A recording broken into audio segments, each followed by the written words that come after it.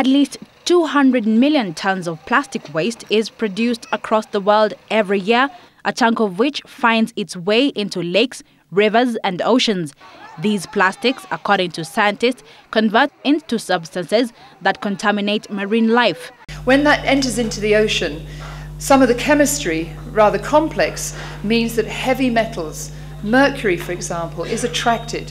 And when those bottles and that plastic debris ends up on the beaches, it goes into our drinking water.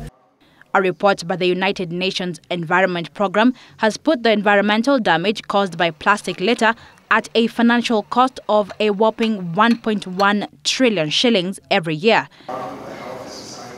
A UN report dubbed Valuing Plastics is urging companies and governments to urgently develop policies that encourage the reduction,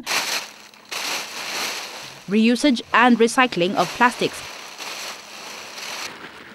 We don't need to allow the kind of wasteful use of plastic bags to dominate what has become the urban landscapes or the clogged up sewage systems. We have become so complacent and so unconscious of the impact that we waste enormous amounts of plastic. In 2007, Kenya banned the manufacture and importation of flimsy paper bags with a width of 0.03 millimeters. The reality, though, is that the effect of that ban is far from being seen, judging from the ever-growing mounds of plastic waste that the country is still contending with 7 years on. Bella Genga, Monday Special.